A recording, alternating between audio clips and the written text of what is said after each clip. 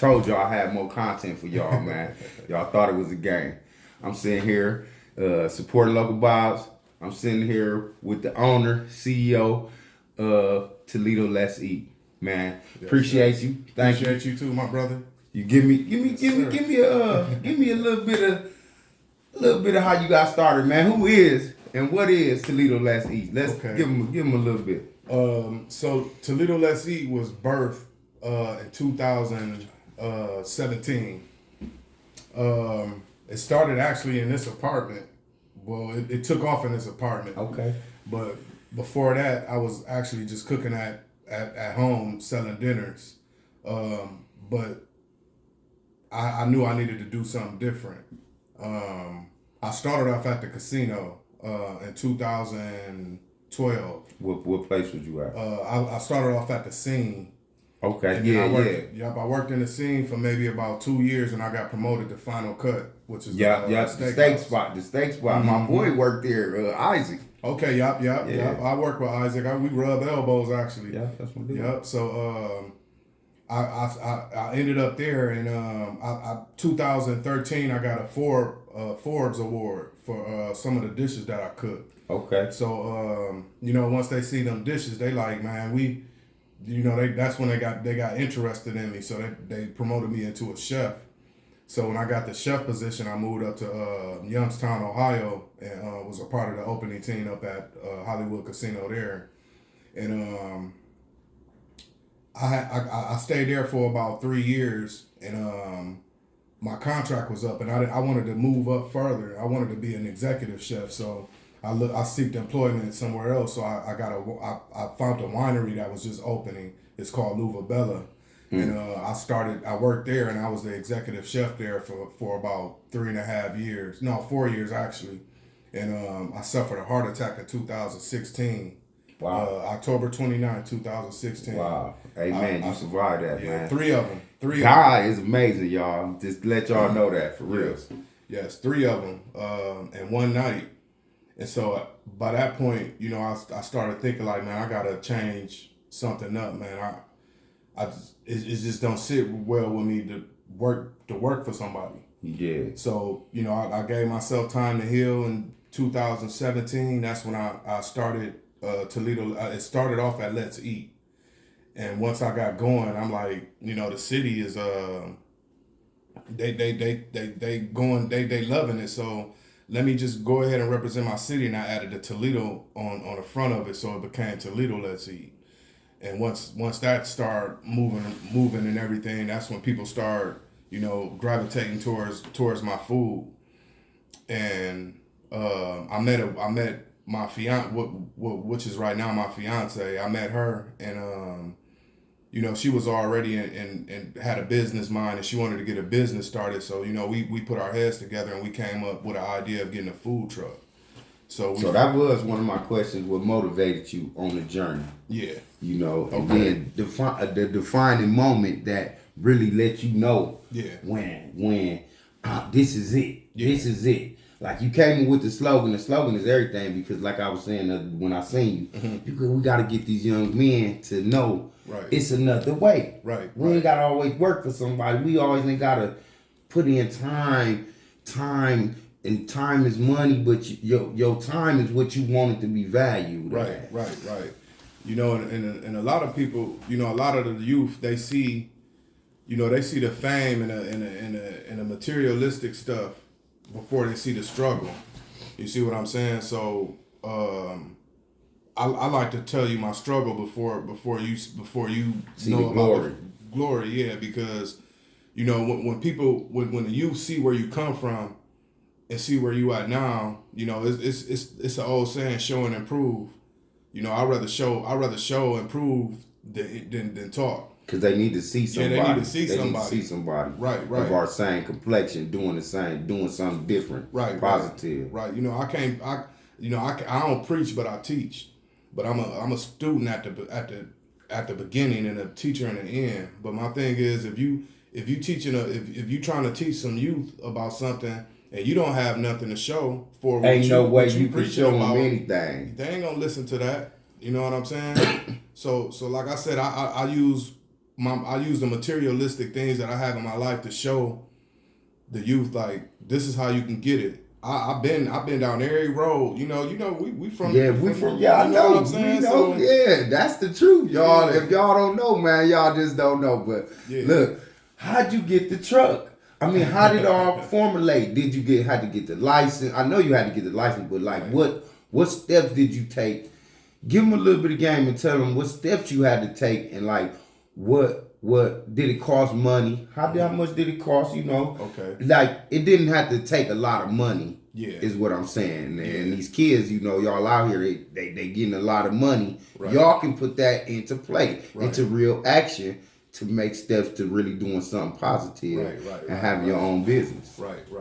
Well, the first step, the first goal was getting a truck. So I got the truck first. And when I got the truck, How much was it? Okay, so the truck And how'd you find it? I found the truck on Craigslist.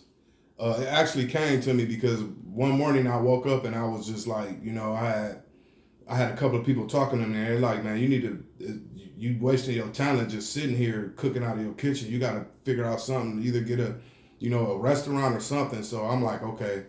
And I got kind of frustrated at first, but I ended up getting online and I started looking, and it came to me. Amen. So once I got it, it was the everything all together. It was a little bit over 10,000. Okay. But when me and my fiance got the truck, we had to put at least, like, I say about like 75 to 8,000 just to get everything going, as far as like replacing equipment and everything. You had to cut the window? No, all of it was already cut. Everything was already said and done on the truck, as far as like the gas lines, the electricity, but it was the equipment that I had to replace in it. Okay. So once I replaced the equipment, I was able to get up and running. But my thing was, I wanted to get that first, and the paperwork came next. How'd you find the equipment?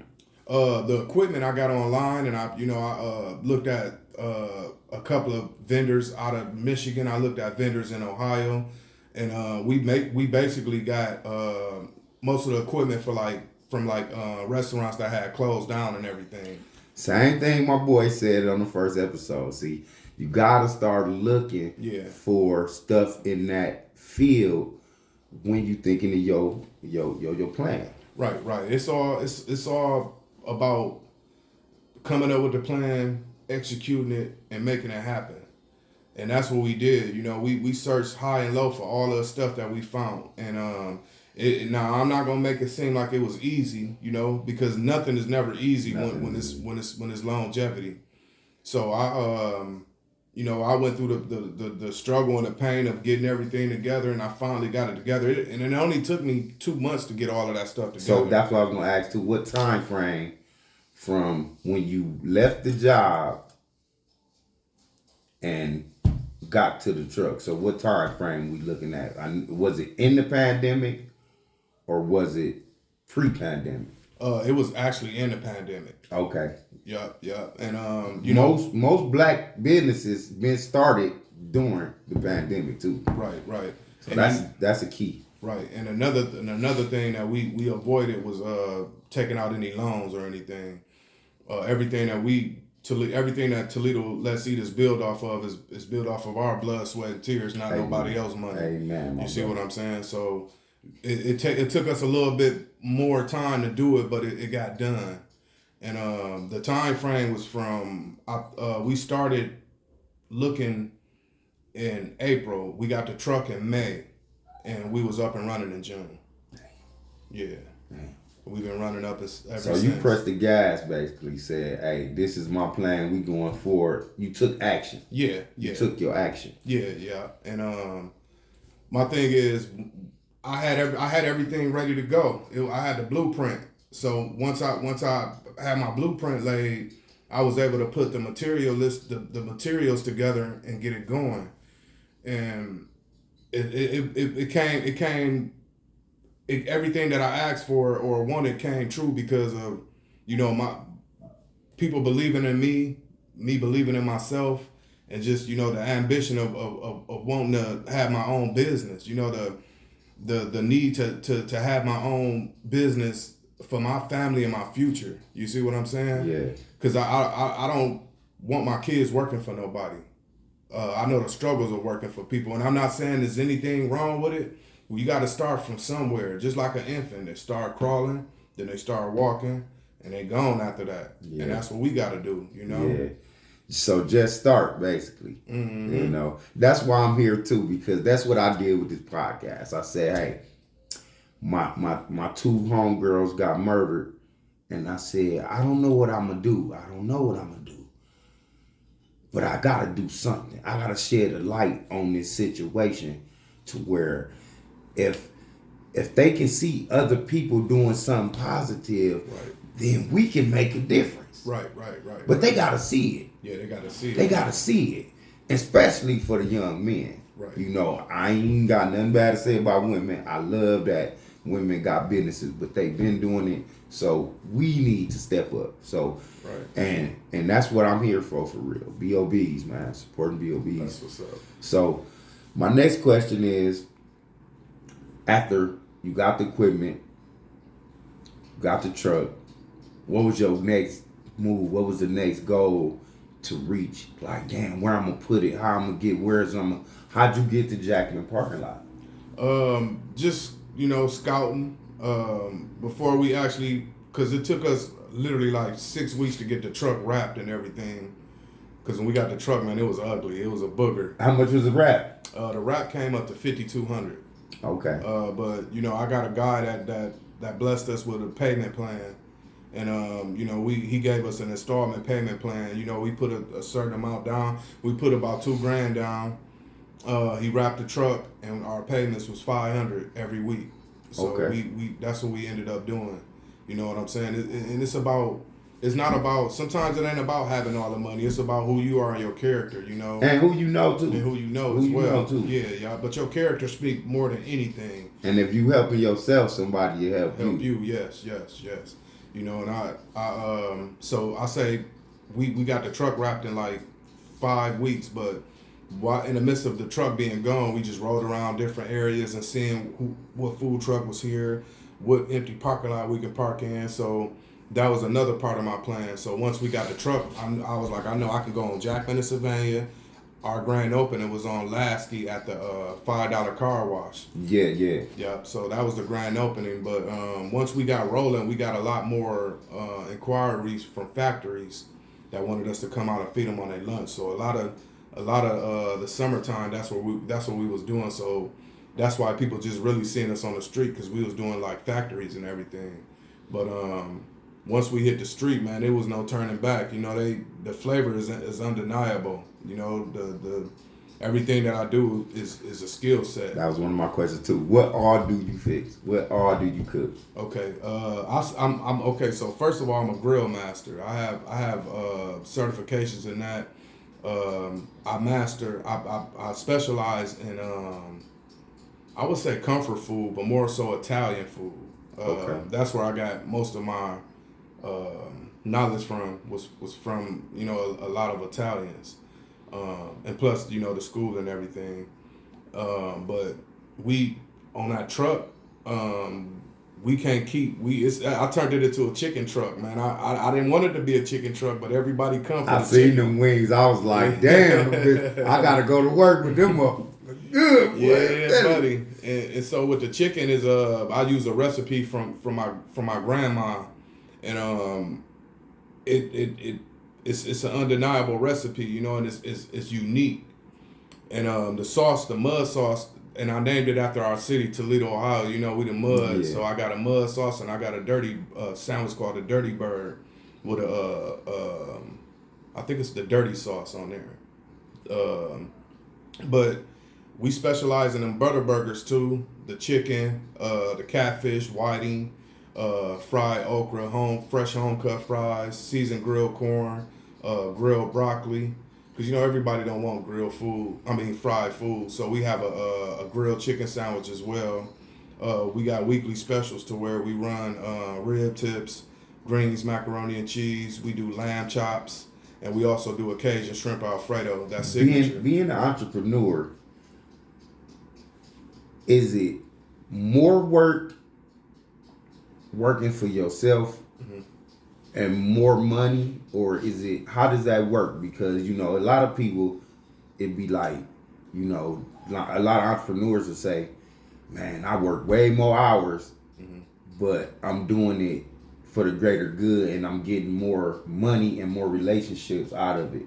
So the relationships make the work more easy, because you got people that can help you in different situations. Right. So I'm not a cook or a chef. I'm starting a different type of entrepreneurial business, but do you got to work harder for yourself than you did for the companies that you did work for?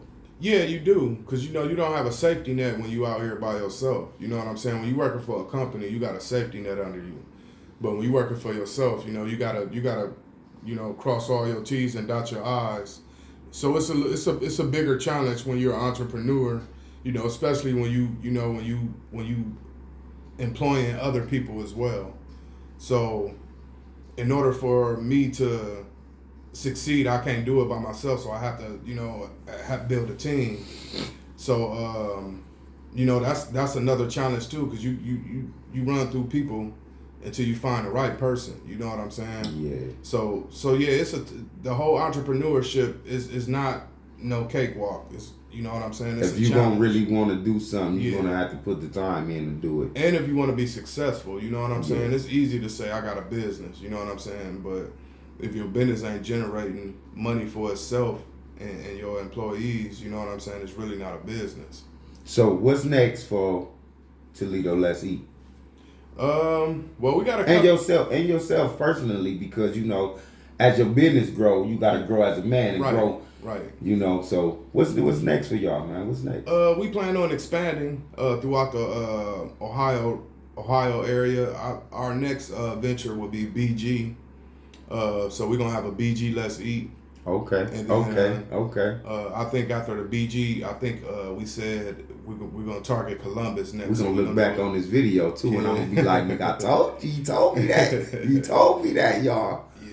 Yeah. So I'll say BG Let's Eat. That's coming in 2023, the end of 2023. Okay. And after that, we're gonna work on Columbus Let's Eat or Cincinnati Let's Eat. Okay. So we're trying to just get our brand around Ohio. Tri-State area right now. Yeah. Yeah, that's what's up.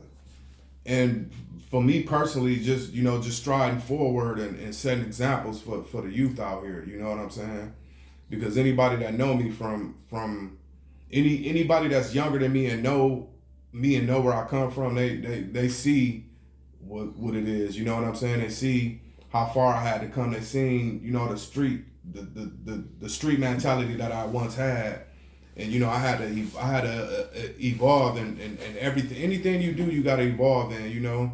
And one thing that I learned in life is nothing lasts forever except change. Amen. So if you can't adapt to change, you're gonna get left behind. You know what I'm saying? So my thing is my main goal is just to adapt to everything.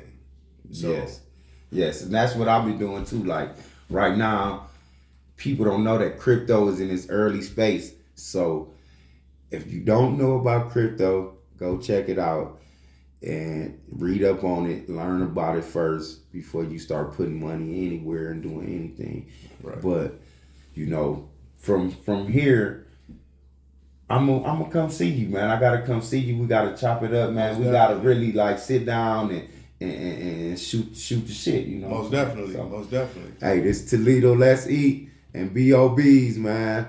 Be safe out there, man. And you know, it's one thing I want to say before we end. Okay. I want to give all the black entrepreneurs a challenge out here.